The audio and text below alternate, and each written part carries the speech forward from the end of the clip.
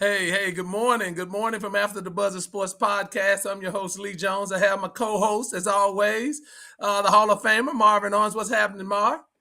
What's good? Happy Saturday. Good college football games on today. Let's get it. Yeah, yeah. We're gonna go through a couple of these matchups this for today. Some of the hot matchups for the day in college football. We're gonna talk about that Michigan-Texas game, a battle of top 10 teams. We want to check that out. Hey, the big one today, Colorado, Nebraska, the one that most people are going to watch. Colorado, Nebraska. We want to check that out. Tennessee, North Carolina State. That's going to be an intriguing game, Marv. I want to get your thoughts on that.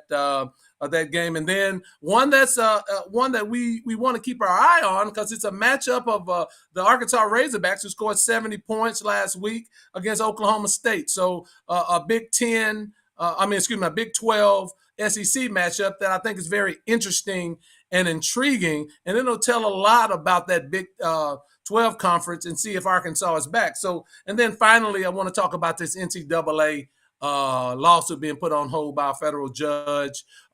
She wants to review the language of why they're trying to limit the language about boosters helping to pay players. So we got a hot show for you this morning. Guys, please subscribe to the show After the Buzzers with Lee and Marv, and also ISF Productions. And then also hit the like button and let's just let everybody know how well you like this show. So Marv, we're going to jump into it, man. Jump into it real quick. Michigan and Texas. You know, we're going to look at Texas. I think they're ranked number 3 right now. Michigan's ranked number 10 coming into today's action. Big game for both. It's not a game that's going to eliminate either from the college football playoffs, but what it will do is tell us a lot about both teams and where they're at this year. You know, Michigan coming off of a national championship, but lost a lot. I mean, they lost a lot. New revamped offensive line, new starting quarterback, trying to see, they have 2 quarterbacks really, but a new starting quarterback, Davis Warren. We're trying to see what's going to happen with Michigan. Last week, I don't know, Marv. Wasn't a great game against Fresno. Didn't look that well. You know, rushed for only 118 yards. Threw for 118 yards, rushed for 108 yards. I don't know what Michigan is, really. And so we want to find out about Texas. Texas had a big blowout. Quentin Ewers had a great game. Threw for 260 yards, 3 touchdowns. They played Arch Manning as well. They ran the football. Defense only gave up 192 yards. So this matchup will tell us a lot about both teams and what we will think about them as they go into the conference season a little later. What are your thoughts about the game, Mark? In today's age of college football, quarterback play is imperative, right? I mean, it's the most important thing you can have in today's college football game. And Texas is just better at quarterback this year. Offensive line play is much better in Texas as well. They have a deep and talented group of wide receivers led by the Bama transfer Isaiah Bond, a couple others. So I expect Texas probably to ultimately win this game. Defensively, Michigan is still good. I think they still can present a lot of problems for Texas, but I think the quarterback position is going to make a difference. And like you stated, I don't know what Michigan is at quarterback right now. I think they're still trying to figure some things out offensively, and that doesn't bode well when you're trying to play Texas. I think you'll see Michigan go heavy Donovan Edwards. I think he's going to have a really, really good game to try to control the pace of the game a little bit.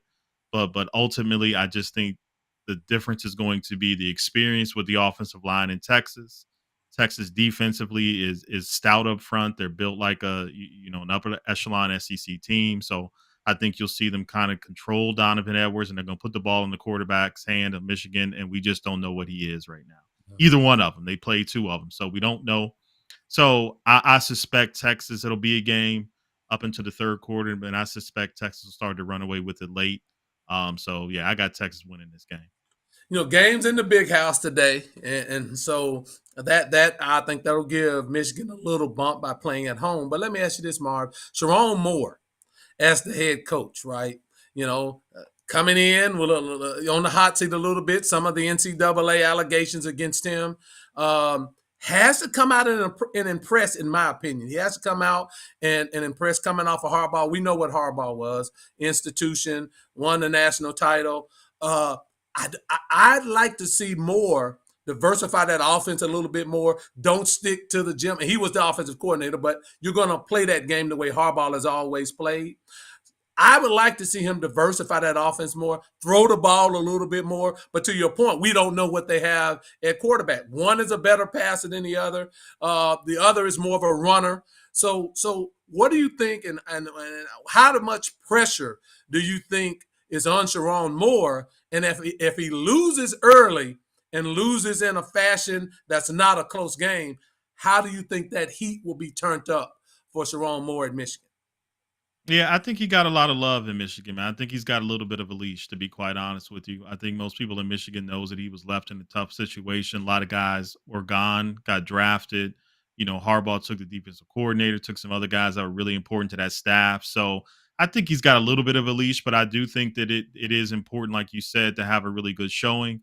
And I don't know about diversifying the offense. I think they need to go with their known commodity, which is running the football, because this game, to your point, Lee, it could get out of hand pretty quickly if you try to do something that's probably not quite your identity yet, and you're playing a team that is really explosive in terms of Texas with a lot of different weapons. It could get ugly quick. So I think his mindset will be play defense, control the football as much as possible, limit Texas possessions because they are so explosive. But I think he got a little bit of a leash, but he needs to have a good showing today. It needs to be, them into the game. And I don't know if a lot of people expect them to win. Michigan very well could win the game. I mean, they're still talented as hell all the way across the board, but I just think Texas has more. So, I suspect he'll be okay, but he does need to have a good showing. You're right.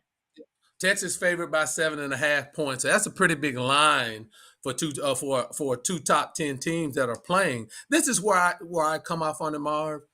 Texas is preparing for them to be a running smash mouth football game. They're preparing for that.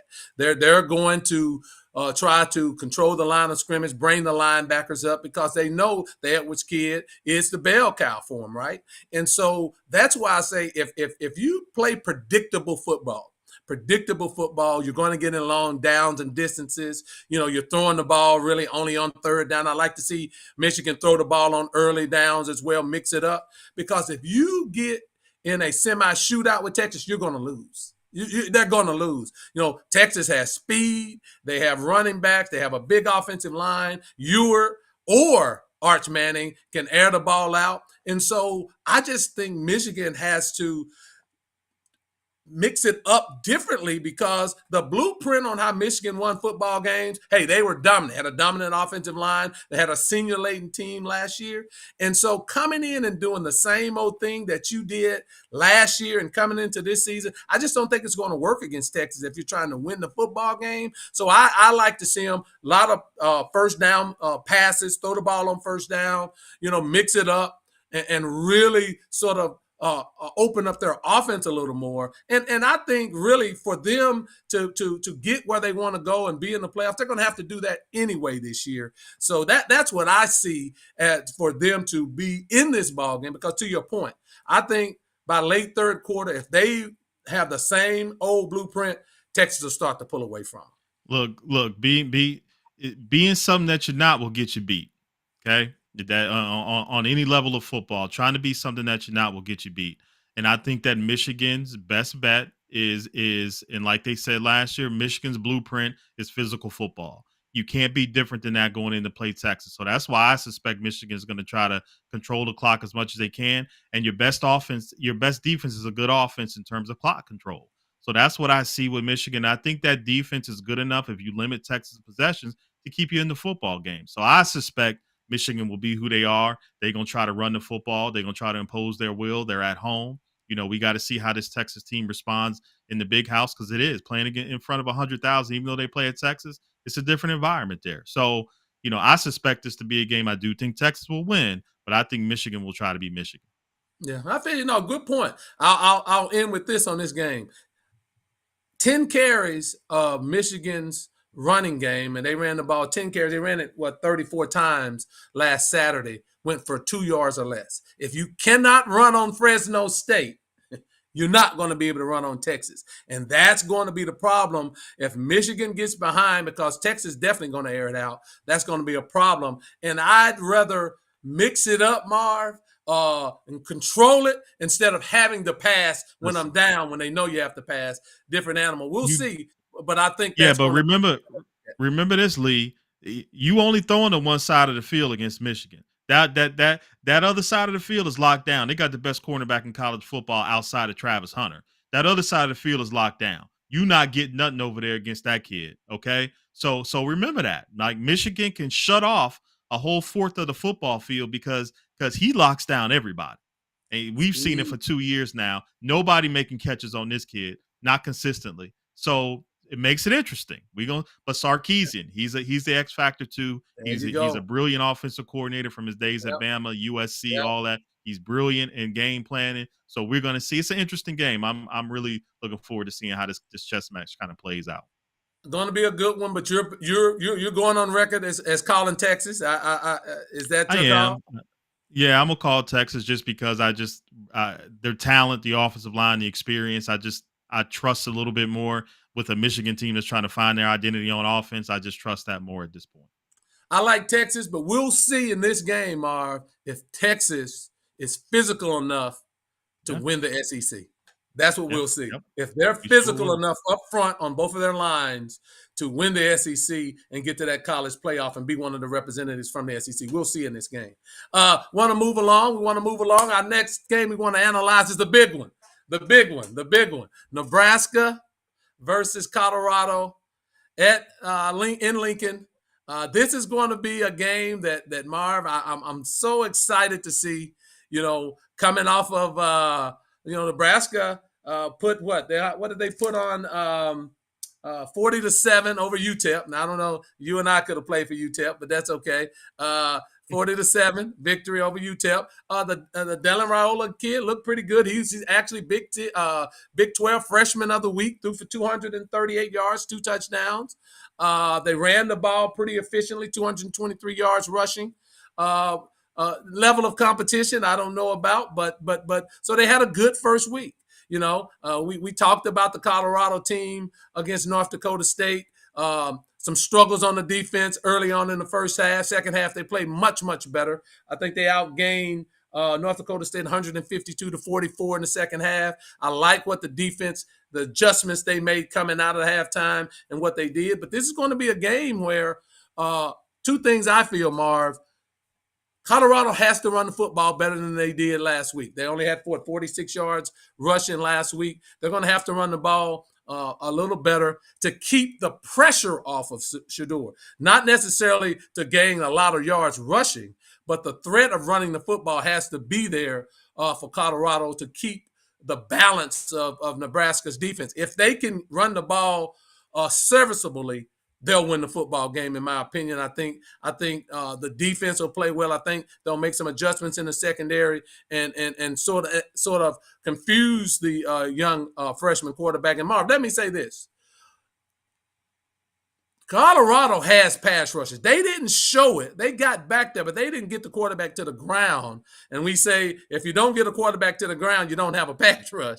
But they have kids that can come off the edge. And I think putting that pressure and rushing the passer and let's speed the kid up and see what he's really about, that's going to be important for the game. But I think it's going to be a physical game, and we'll see if Colorado's offensive line has improved enough to get them where they want to go in the Big 12. Thoughts? Yeah, I mean, I think the point that you made is the most valid. Can Colorado run the football? That's going to be the deciding factor in this game. Now, it's interesting as you tell me that Colorado got pass rushes when they didn't sack North Dakota State quarterback one time last week. But we'll see, right? We'll see if that plays out. But this is all going to be about the fact of whether Colorado is different than what they were last year, because Nebraska is going to try to run the football, and if they can control the clock and if they can limit Shador's possessions, it's just going to kind of be like Michigan, Texas. But I want to see if Colorado can actually stop the run. That's going to be the difference in this game. If they can't stop the run and if they can't run the football, you can book it. They're not going to win this football game. Now, Shador was the only quarterback last year to throw for over 300 yards against Nebraska. Shador is a talent. I still think he's going to throw for 300, 330, 375. I still think he may throw for 2 or 3 touchdowns. But the difference is going to be that Nebraska defensively might be a little bit better. They might be able to get more timely stops than Colorado. And let's make no mistakes about it. The Raiola kid is the real deal. Now, he is a freshman.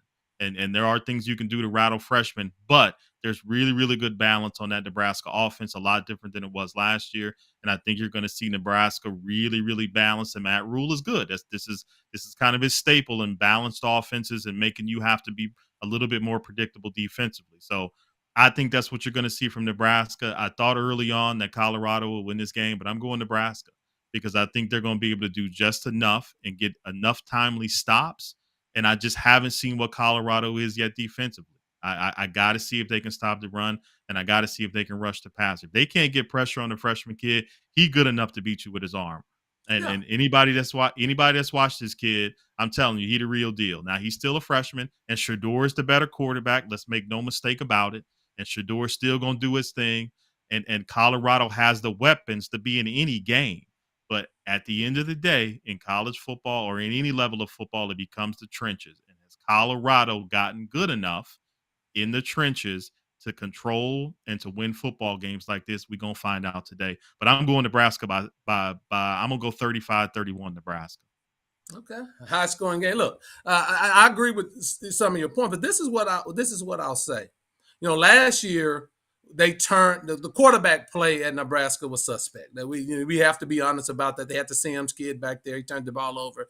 You know, he turned it over like he was turning corners. You know, I on the think it was block. five or Right? six times. I think he turned over 5 times last. I think. Yeah. So yeah, it's going to be a different game than it was last year, but it's very similar. I really, I'm not worried about what Colorado is going to do. I mean, what Nebraska is going to do so much. It's for me, it's what Colorado does. If Colorado can keep the balance and run the football, they're going to throw the football.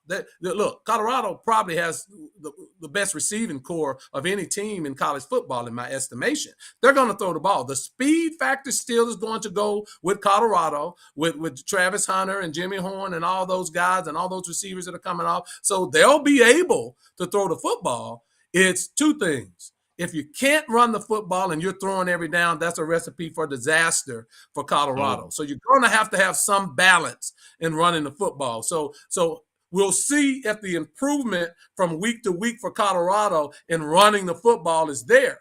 If it's a shootout and it's an up and down game, I still like Colorado because I have the trust in Shador that he can lead the team down the field on a game-winning drive. But you don't want that. You really want to have a balanced attack or at least run the football enough to make sure that you're serviceable and throw that football down the field. And if that happens, Colorado will win the game. Colorado definitely will win the game. If it doesn't, and you see pressure, because they're going to try to pressure Shador. They're going to attack that offensive line early to see what they're made of and they can hold up in pass protection. So, you know, it's going to be a game of that defense putting pressure on the Colorado offense, and I think that's where the game will be won. I didn't see the Raiola kid is good. He's really good, but I didn't see weapons that's going to strike fear into the Colorado secondary. So I think it's Nebraska's defense, Colorado's offense. That's where the game is going to be won. I'm going to catch up a few of our comments. Recycle me, major upset coming Michigan's way. Blue and gold, 28-17. Mars said they think it's not going to be even close. Recycle me. Arch Manning is going to make his debut this season soon for a full game. Look, I think really Arch Manning is the better quarterback. I just think Ewers is an upperclassman, and they want to send him out the right way for his draft pick. I like Arch Manning.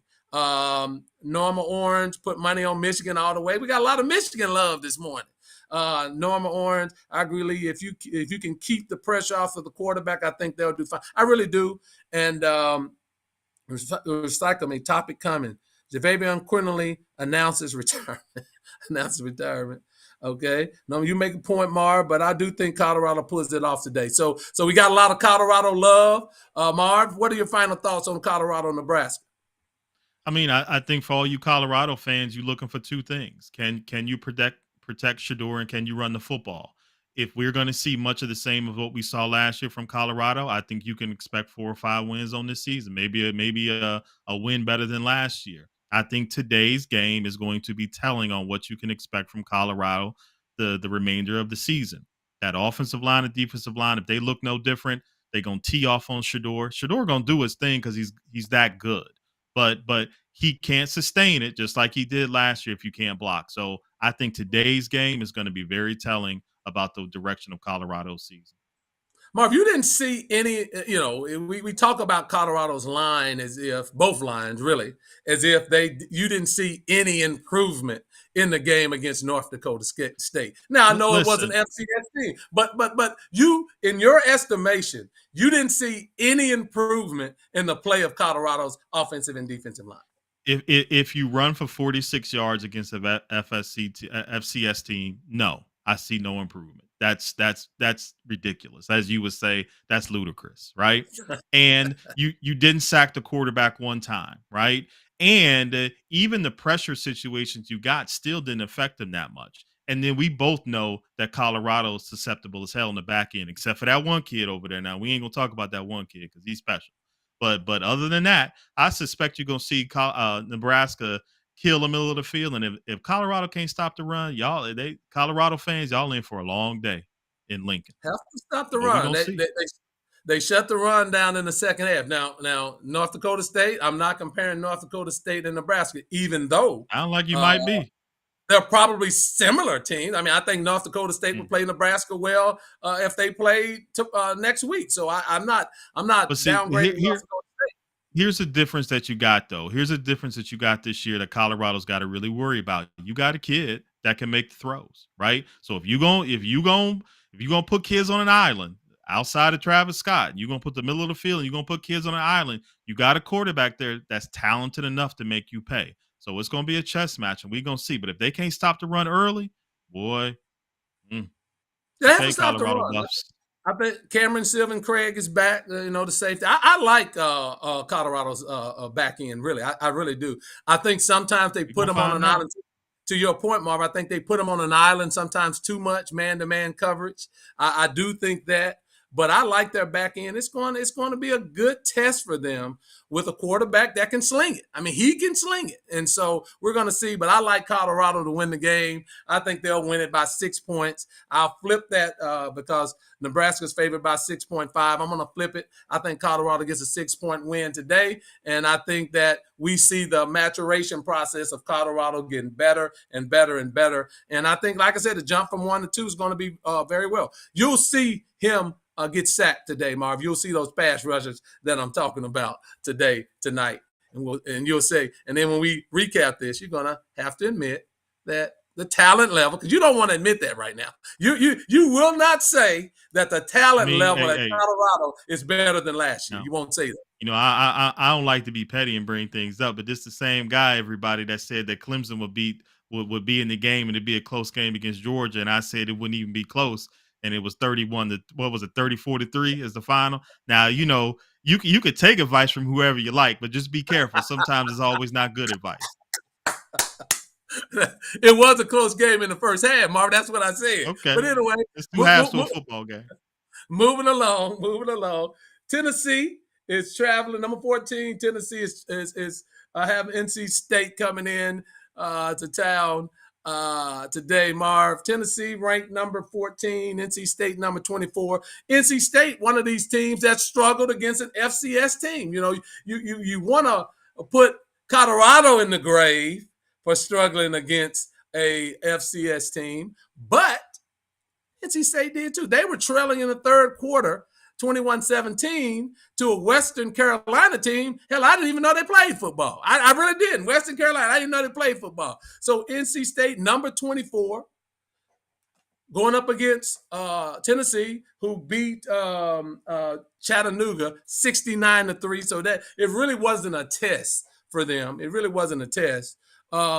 Nico, and I have trouble pronouncing his last name, Marv, but Nico, the young redshirt freshman, did a tremendous job for Tennessee, threw for 3 touchdowns, 314 yards passing. The game 24-0 after the first quarter. I think it was 45-0 at halftime. So this was a scrimmage for Tennessee. They ran the ball well. But, the thing about Tennessee that people get wrong, I think, in a lot of occasion is Tennessee is a running team. They have those big splits They run the football. They spread you out and they run the football as well. I think if Tennessee gets their running game going, this game won't be close. I think Tennessee beats NC State by at least 14 points. NC State struggled to run the football against Western Carolina last week. I mean, they really struggled, and in a game that they should have blown them out. And then really the quarterback, McCall ended up having good numbers, but it was a struggle all night for NC State until they pulled it out towards the end of the fourth quarter, the mid to the end of the fourth quarter. What are your thoughts about Tennessee and NC State, Marv, coming up later on today? NC State 1-9 against the SEC since 2008. Tennessee 6 of 7 against the ACC in that same span, I think, since 2012. NC State's not good against SEC talent. I mean, I think it's just been it's been that way for a while. Now they're talented offensively and they're experienced offensively with McCall. They got the running back who's a stud. I can't call his name right now. He's a transfer, but he's really, really good. And that's really their only hope to stay in this game, is to be able to control the ball offensively as well. You know, Tony Gibson's a really good defensive coordinator. He's been around the game for a while, but I think Tennessee is just too explosive offensively. I think NC State's only chance is to be able to control this thing offensively and to limit Tennessee's attempts offensively or time of possession. But I don't see any other route for NC State to win this game, because Tennessee is really, really explosive offensively. And the Nico kid is good, Lee.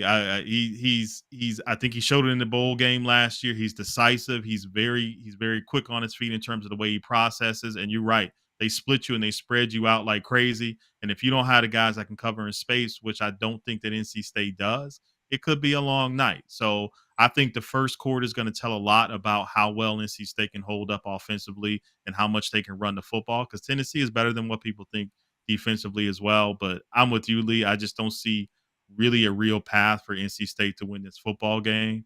And I think it might actually end up getting ugly towards the end of this, to be quite honest. The Nico kid, he's mobile. I love him. Makes decisive, throws the ball very well. If NC State can't establish the run, the game is over. I mean, it's literally over. They're going to have to run the ball. They have to mix it up. They have to, if they can't control the offensive line of scrimmage, which they couldn't against Western Carolina, that's going to be a major problem. I say 14. I don't know how good Tennessee's defense is yet, because they weren't tested last week. So I'm going to give NC State a little grace there.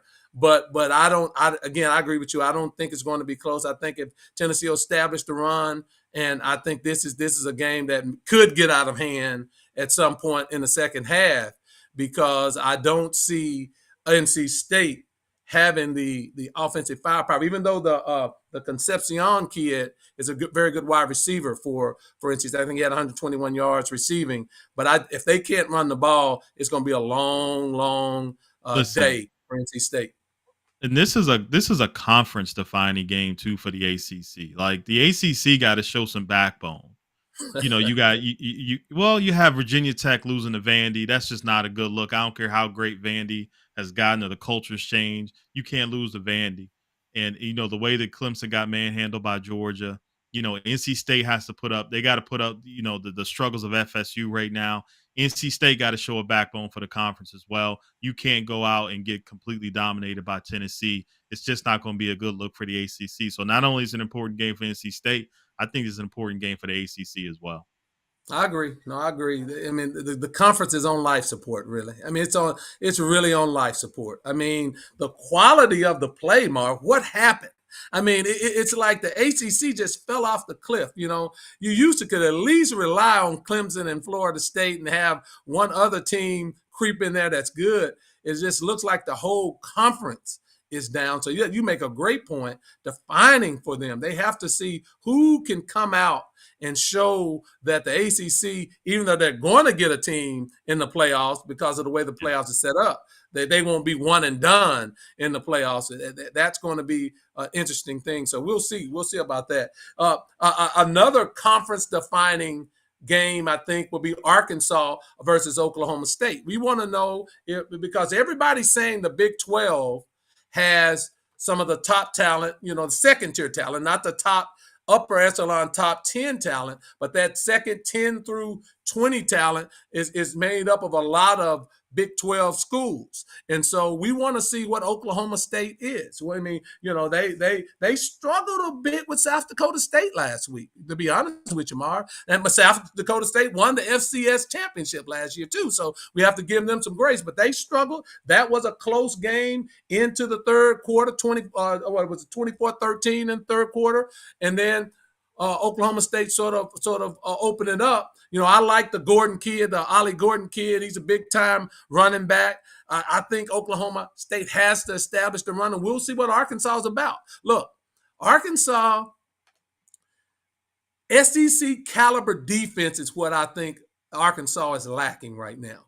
And we'll see if they can hold up to a Oklahoma State team who's going to try to smash mouth you and run the football. If Arkansas can come out and they can stop Oklahoma State defensively, I like the Talon Green kid at quarterback. 6'5", he's mobile, he throws the ball well. Arkansas has receivers. They have a good running game. So I think under Bobby Petrino, and we all know what Bobby Petrino is as an offensive coordinator, he's an offensive mind. He knows, he designs, his designs are good, he throws the football, and he's a quarterback whisperer. So I think Arkansas will move the football. They scored 70 points last week against an undermanned UAPB team, but I do think Arkansas will move the football and score points. But my main thing and my main focus on this game, is does Arkansas have a SEC quality defense that can stack up against the run game against Oklahoma State? Mar, what are your thoughts about Arkansas, Oklahoma State? Well, I'm gonna answer that question for you. No, they don't. And for all you, I'm gonna digress here and go back to Colorado for a second. And Lee was real slick in the way he said that the game against South Dakota was close going into the third. Okay. But he didn't give you what the final was, right? He didn't give you what the final score was. See, that's how you dispose of an FCS team, the way Oklahoma State did, and actually dispose of the team that won the FCS championship last year, not North Dakota State. I told the truth. Just to give you guys some context, he didn't give you, the actual final. It wasn't even close. Okay, so now to go back to this game, Taylor Green is good, and I think he's going to present some issues for Oklahoma State. And you're right, Bobby Petrino is good. I don't know about the quarterback whisperer. I mean, when you're coaching Lamar Jackson and some of the other guys that he coached, it's hard not to be a damn quarterback whisperer. But I think he's going to present some problems for Oklahoma State, but I don't think enough problems for them to pose a real threat against Oklahoma State. Oklahoma State has a really experienced offense. I think you'll probably see them open it up a little bit more. And like you said, Lee, they're going to try to run the football. Everything that they do comes off of the physical nature of the offensive line and running the football. And I think that they're just going to be a little bit too much for Arkansas. I keep forgetting the head coach's name. Is it Pittman who's there or Arkansas's head man? Pittman. Yeah. He's been there long enough to establish an identity, and he just hasn't yet, right? He's had some great players defensively, but they've not established any type of identity. Maybe this is the game where you see them turn the corner, but I don't have a lot of faith in that in Arkansas. I watch him every year because I'm an SEC guy. I see him play Bama every year. I don't have any faith in it. So I think Oklahoma State wins this game by 2 touchdowns. I think it'll be close. Wow.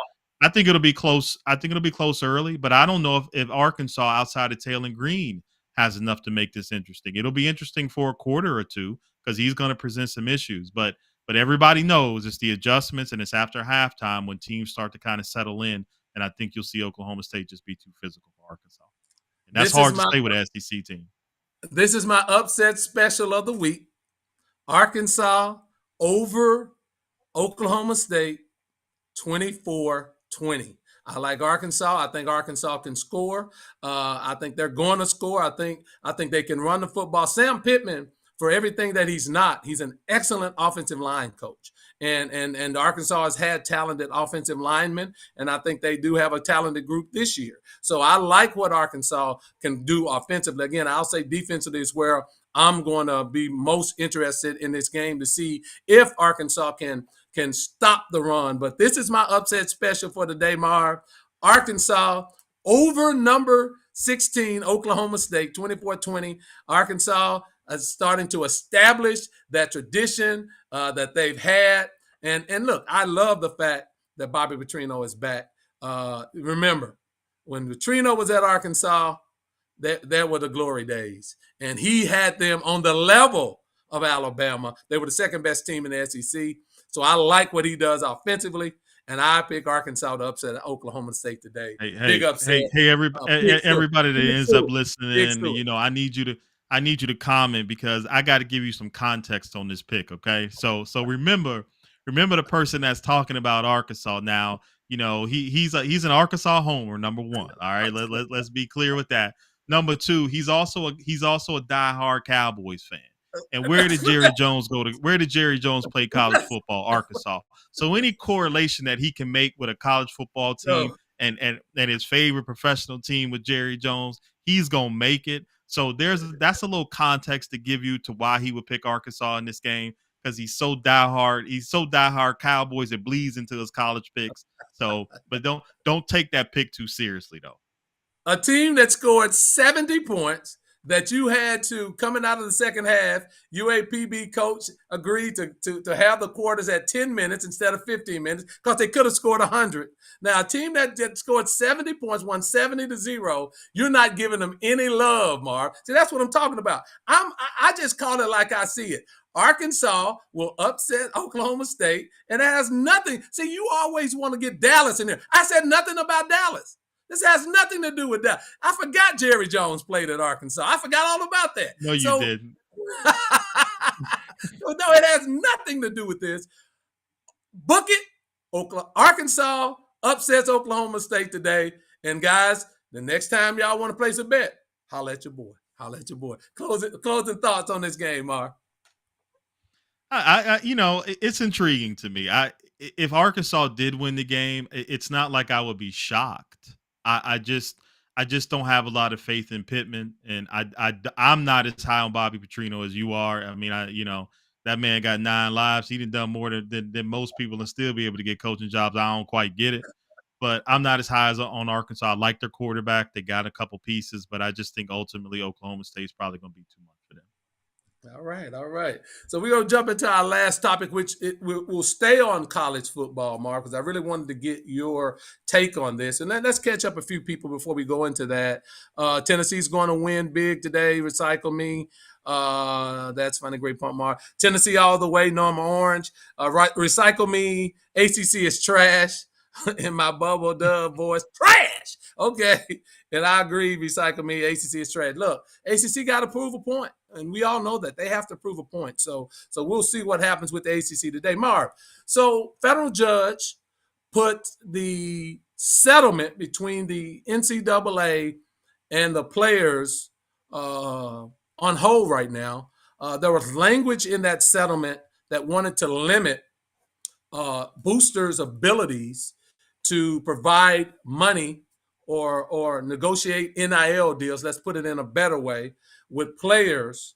The NCAA wanted to limit that and wanted them to be more within when that player goes to the school and let the school controls that. That's what they really want. The judge said, hold on. You're limiting a player's ability to make money. And the crux of it is this.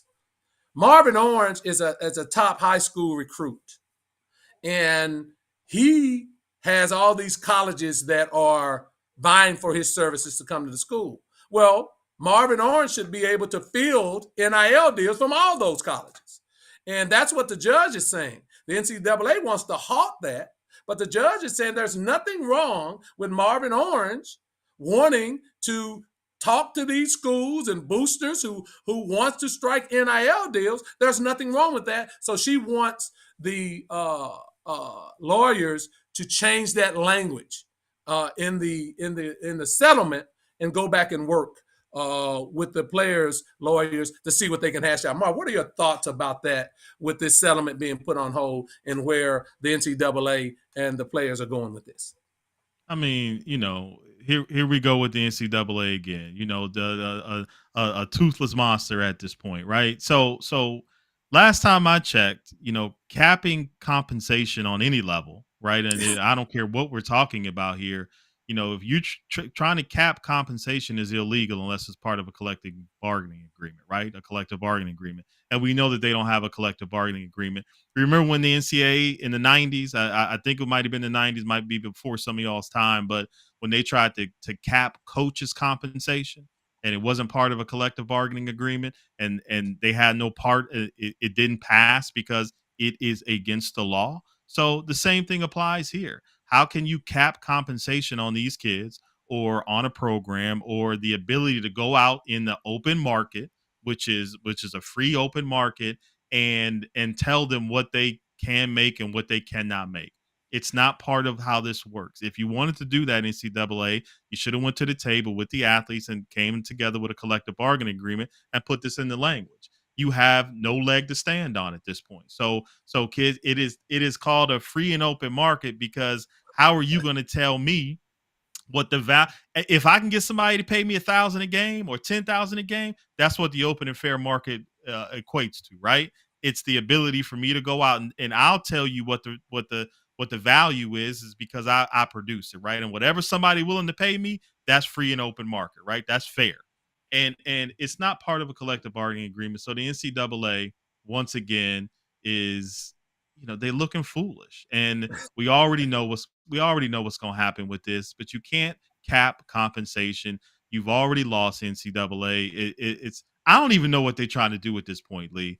Maybe you can guide this a little bit better for me, because when I saw this, I already knew what was going to happen. I think anybody who's followed this a little bit knew that this was coming down the pike. So you should have negotiated this with student athletes and got that collective a long time ago. So I think you and I talked about it, like maybe this is the route that they were going to go. But once you let that go and you got to this point, man, it's over. NCAA just need to let it go.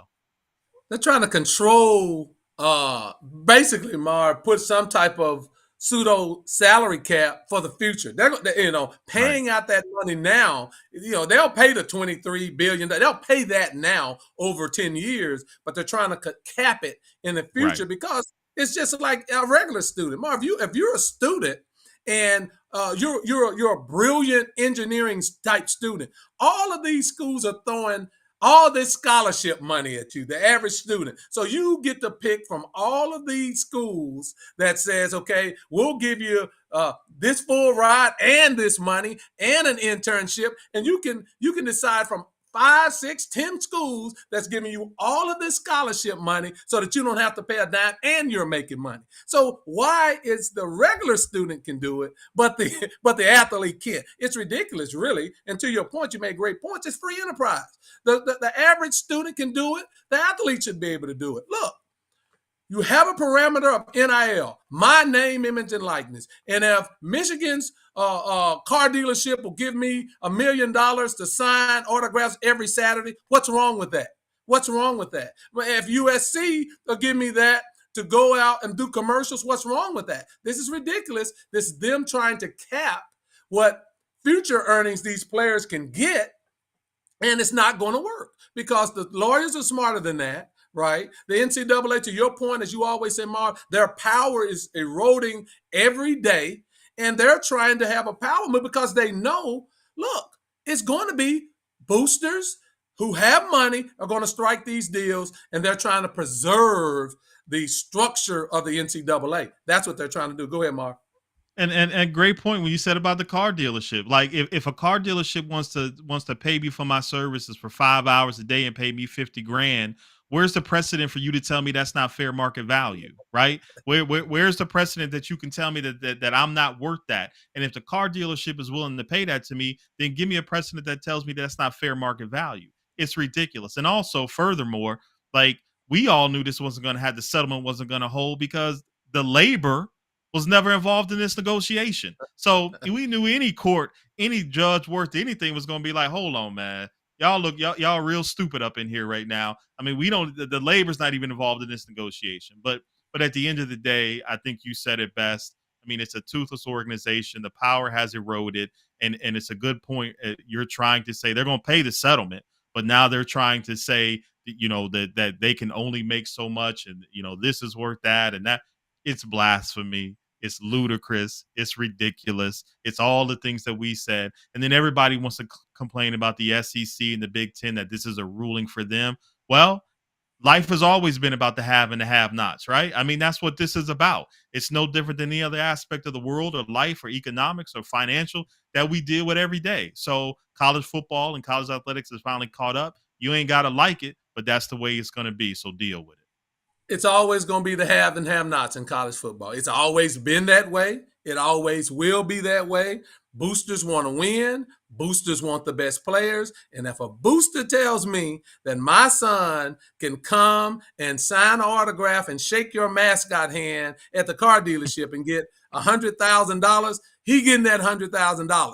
It's ridiculous, and it's shameful that the college presidents are trying to dictate this. And to your point, Marv, the players are now fully aware, and that's the key for me. They're aware, and the court system has already stated that this stuff is illegal, and the players now they're focused on knowing this is illegal. They're going to get out and have fair market value. Guys, that's our show for today. Look, please subscribe to After the Buzzers with Lee and Marv. Subscribe to ISF production as well.